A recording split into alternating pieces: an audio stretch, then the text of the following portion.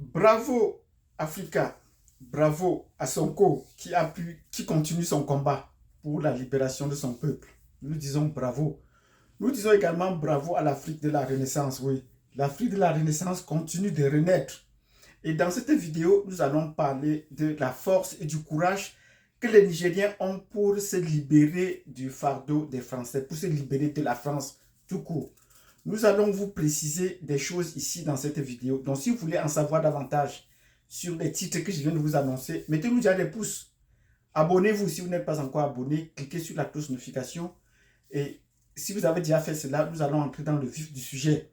Donc, si vous avez mis les pouces, vous êtes abonné. Et si vous n'êtes pas encore partagé cette vidéo, on commence dans le sujet. Je dis bravo à Sonko parce qu'il n'a pas baissé la garde. Il n'a pas baissé les bras. Il s'est battu malgré ses suspensions. Il s'est battu. Et le tribunal lui a donné raison. Nous lui disons bravo et beaucoup de courage. Même si son discours ce dernier temps nous laisse un peu beaucoup plus inquiets. Est-ce qu'il ne va pas tenir le cahier de charges que Macky Sall a préparé pour lui ou que la France a préparé pour lui? Nous vous avons dit ça depuis tantôt. Puisqu'il n'a pas d'objectif. Il n'a pas d'option que d'accomplir le cahier de la France. Le Sénégal, c'est pour la France. Et les Français ont un cahier de charges à accomplir là-bas et que les hommes politiques n'ont pas tendance à pouvoir changer. Donc, malgré cette mobilisation, nous souhaitons qu'il aille et remporte les élections présidentielles. Et à partir de là, on va le juger. Peut-être qu'en disant cela, nous le jugeons très tôt. Mais vu ce qu'il a déjà fait jusqu'à présent, nous estimons que Sonko n'ira pas très loin. Il ne va pas vraiment changer les choses pour la souveraineté de l'Afrique, tel qu'on l'a vu. Sur ce, nous allons voir ceux qui changent effectivement la face de l'Afrique. Nous leur disons bravo. Bravo aux nouveaux pays souverains. Le Mali, le Burkina et le Niger, nous leur disons bravo. L'AES, l'Alliance des États sahéliens, nous leur disons bravo. Bravo au Liptako Gourma. Et c'est de ce côté qu'ils viennent toujours les bonnes nouvelles du Liptako Gourma.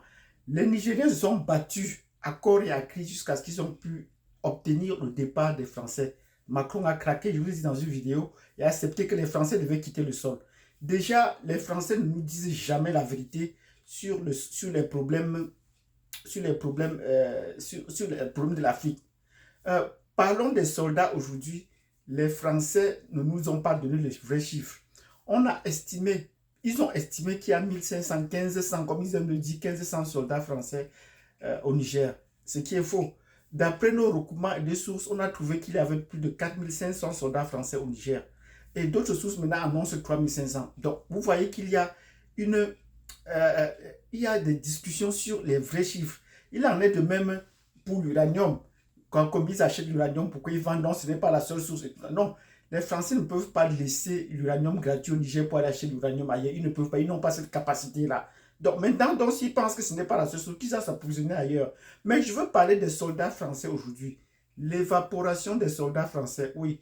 Actuellement, qu'on a obtenu le départ des soldats français et qu'on a dit que les soldats français ont commencé leur déménagement et qui va s'achever en décembre, donc dans 3 mois, on estime que c'est trop tôt. Mais une semaine après, on se rend compte qu'il y a plus de 2000 soldats français qui sont portés disparus. On ne sait pas où ils sont passés. Est-ce qu'ils ont pris le sol? Est-ce qu'ils ont pris les airs? Où sont passés 2000 soldats français?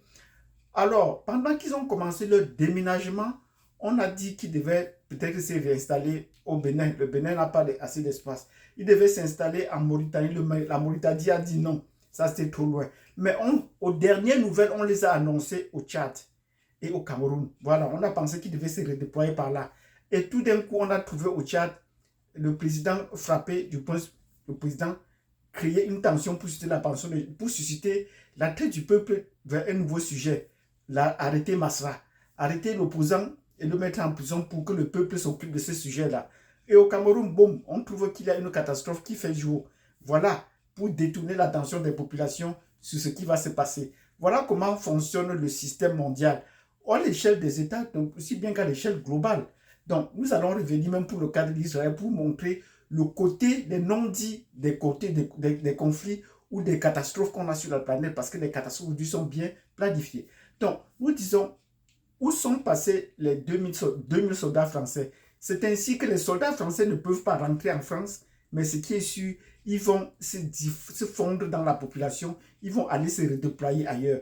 Donc, il faut suivre les Français de très près. Si vous connaissez où sont passés les 2000 soldats français, laissez-nous dans les commentaires.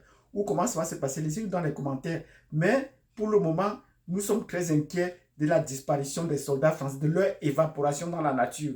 Et ça nous inquiète parce que là, les opérations de stabilisation vont se poursuivre. Il faut maintenant aller les chercher dans d'autres corps ou dans d'autres services d'ingénierie, de militaires. Ils vont se transformer en des civils dans les services, dans les différents services, dans les entreprises françaises. Suivez-les de très près. Donc, si vous avez compris cette vidéo dans laquelle nous avons dit bravo à Sonko qui a pu obtenir ses droits politiques, nous avons dit également bravo au Liptako Gourmand et pratiquement au cas du Niger, mais c'est le cas de la France qui nous a pu l'inquiéter. Où sont passés les soldats français? Si les premiers contingents portent disparu, où sont les autres? Donc, si vous avez apprécié cette vidéo, n'oubliez pas de mettre des pouces. Abonnez-vous si vous n'êtes pas encore abonné. Cliquez sur la cloche de notification et nous vous donnons rendez-vous à la prochaine vidéo. Merci.